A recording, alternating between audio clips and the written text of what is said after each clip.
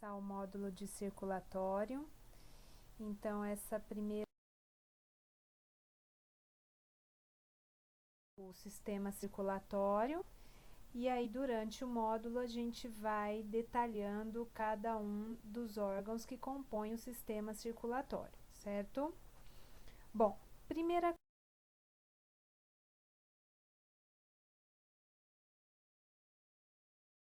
é a gente entender que o sistema circulatório ele não é formado só pelo coração e por vasos sanguíneos.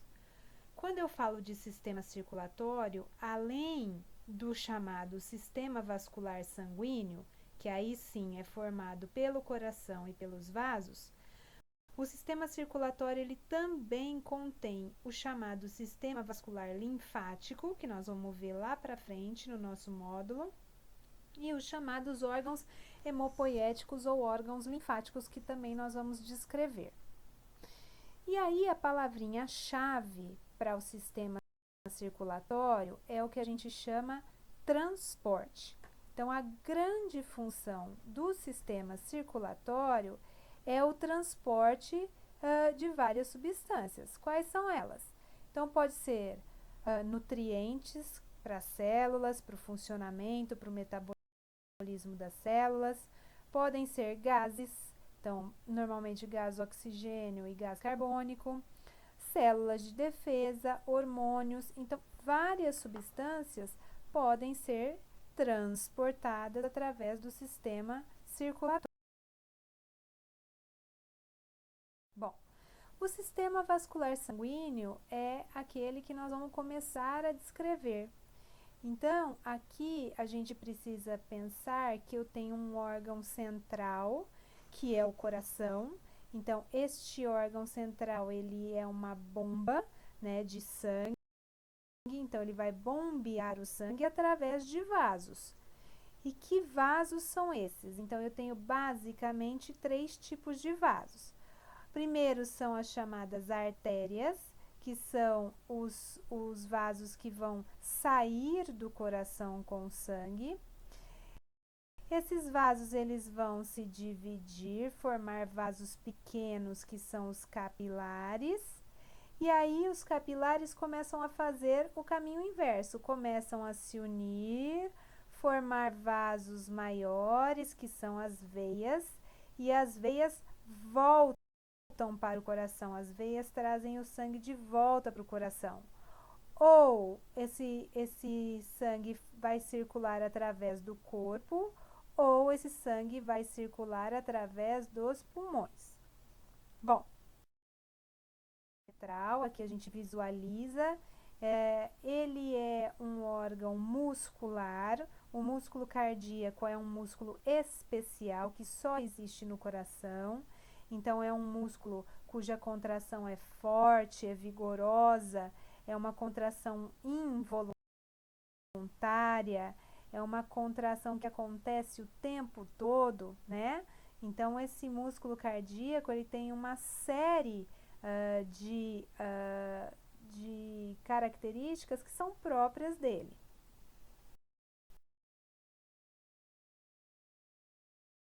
Relaxamento. Então, a contração é aquilo que a gente chama de sístole.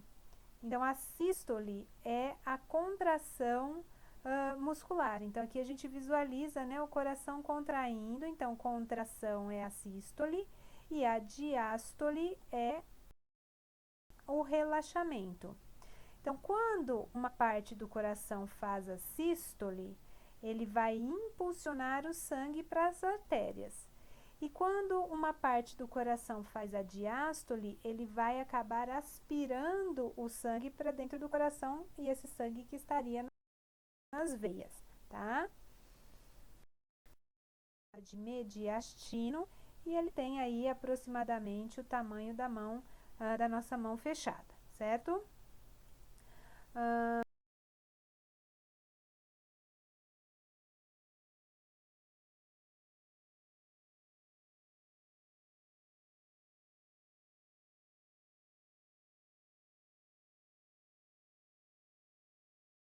sistema vascular sanguíneo, ele conta com alguns tipos especiais de circulação. Então, a primeira e as primeiras, né, na verdade, a grande maioria de vocês já conhecem, que é a circulação sistêmica. A circulação sistêmica é aquela, a gente visualiza aqui na figura, em que o sangue ele sai do coração, ele vai para o organismo todo, né, para o corpo como um todo, e aí ele volta para o coração. Então, essa é a circulação sistêmica, que talvez vocês conheçam como grande circulação. Já o outro tipo é a pulmonar, que a gente está vendo agora aí na figura. Então, a pulmonar, o sangue sai do coração, vai fazer a chamada hematose, que é a troca de gases lá nos pulmões, e volta para o coração. Então, essa aqui a gente chama de circulação, pulmonar ou pequena circulação, que talvez vocês conheçam desta forma. Então, de novo, aqui a gente percebe que o coração é o centro. Então, coração, corpo, coração, circulação sistêmica, coração, pulmões, coração, circulação pulmonar. Bem como isso acontece. Então, o que acontece nessa figura, que essa figura mostra, é que primeiro eu tenho dois lados do coração que não vão se conversar normalmente. Então, o lado direito do coração, que a gente visualiza aqui em azul, é um lado em que eu tenho o sangue venoso. E o lado esquerdo do coração é o lado que a gente tem o sangue arterial. Então, aqui o que a gente visualiza, né? Que eu tenho o sangue saindo do lado direito do coração, um sangue sem oxigênio, e se ele está sem oxigênio, ele precisa ir para os pulmões para receber oxigênio, que é a hematose. E aí o que acontece é que quando o sangue ele chega nos pulmões, ele vai receber oxigênio, ele passa a ser um sangue completamente oxigenado. Então, se ele é um sangue oxigenado, o que acontece? Agora ele tem que ir para o outro lado do coração, que é o lado esquerdo. Por quê? Porque ele vai chegar no lado esquerdo do coração e aí esse sangue oxigenado, olha só, ele vai ser transportado para o corpo.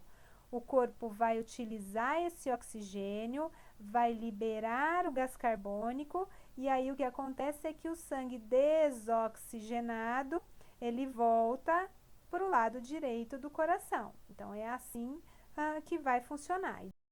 Depois a gente vê os detalhes. Então, lado direito, sangue desoxigenado. Então, o lado direito manda para os pulmões para que esse sangue seja oxigenado. O sangue oxigenado volta para o lado esquerdo e o lado esquerdo vai mandar isso para o corpo todo. É a chamada circulação portal. Então, esta circulação é a circulação em que eu tenho veias que vão captar todo o sangue da região abdominal, principalmente do intestino delgado. E esse sangue, ele vem cheio de substâncias que o intestino delgado absorveu durante a digestão. Então, o que vai acontecer aqui é que essas veias, elas vão levar esse sangue cheio de substâncias para o fígado. Então, muitas vezes, vocês já podem ter ouvido falar como uma circulação chamada de circulação porta-hepática. Porta-hepática por quê? Porque ela vai levar o sangue que foi recebido aqui na região do intestino para dentro do fígado e o fígado ele vai fazer todo o metabolismo dessas substâncias. Então, esse tipo de circulação só existe nesta região e, portanto, é uma circulação especial.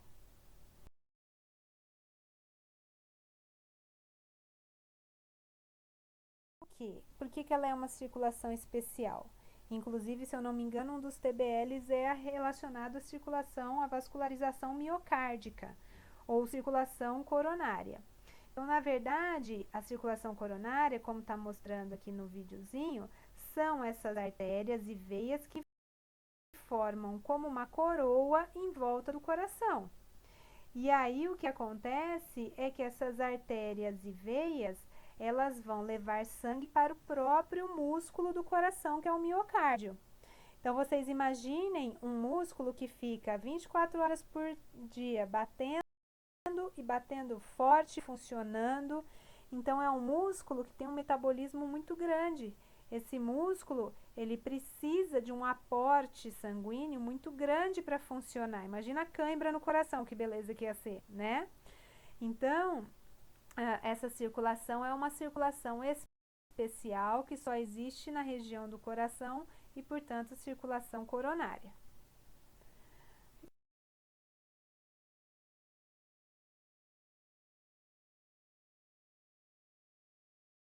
Tipo que é a circulação colateral. Então, esta circulação colateral, o que acontece? É uma circulação que se forma quando existe a necessidade de levar sangue para uma localização em que normalmente está deficiente.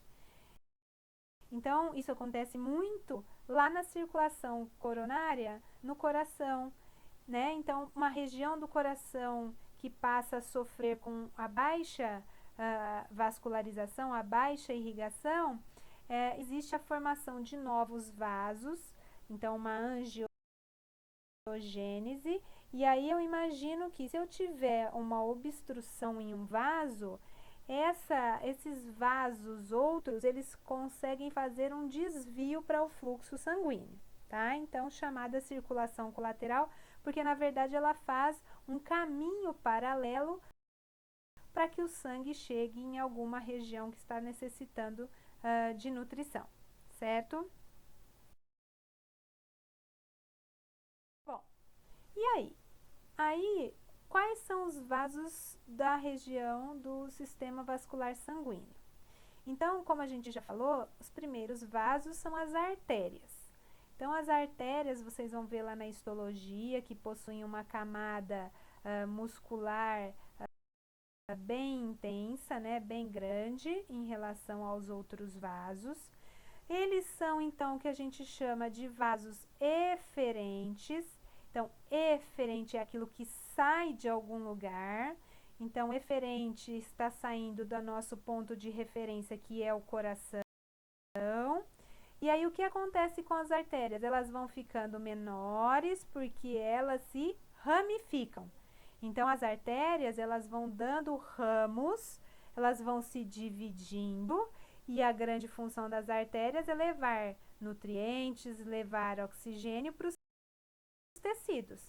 Então, a artéria, ela sai do coração, né, grande, como um grande vaso, e depois esse vaso vai se dividindo, porque ele vai, na verdade, se distribuindo para o corpo ou para a região dos pulmões. Então, como ela vai se dividir, eu digo que as artérias possuem ramos. Então, artérias possuem ramos. Forma vasos menores que são chamados de arteríolas.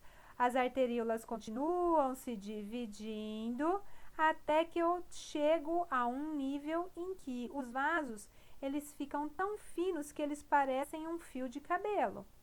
E aí, para esses vasos, eu vou dar o nome de capilares.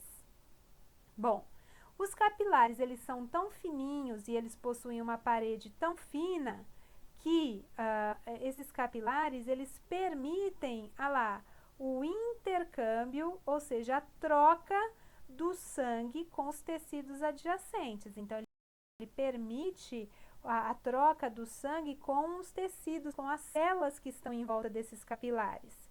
Que trocas são essas? Então, através de difusão, troca de nutrientes, trocas de gases, trocas de catabólitos, né? Então, o lixinho que a célula produz durante o metabolismo também vai ser enviado para dentro dos vasos sanguíneos.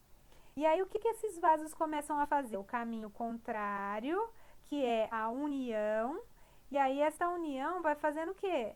Vai formando vasos cada vez maiores, que são chamados de vênulas. As vênulas vão se unindo, se unindo, se unindo, formam as veias e as veias chegam de volta para o coração.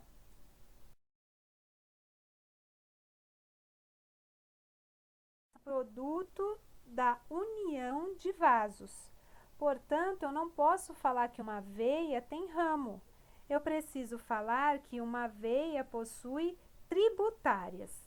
Então, as veias são formadas da união de suas tributárias, da convergência de vasos, primeiros capilares, que vão se tornando maiores, as vênulas e as veias. Uma outra característica importante das veias é que as veias possuem válvulas. Então, a gente visualiza aqui as válvulas que estão presentes nas veias, não em todas, mas em muitas delas. E aí, como a gente visualiza aqui na figura, o que essas veias vão fazer? Elas vão impedir refluxo. Então, imagina uma veia que está vindo lá do dedão do pé, né? Do hálux. Essa veia, ela vai trabalhar quase sempre, ou sempre, na verdade, contra a gravidade. Então, a tendência é que este sangue, ele reflua. Para que isso não aconteça, quando o sangue tentar refluir, essas válvulas se fecham. E aí, quando elas se fecham, elas impedem o refluxo, certo?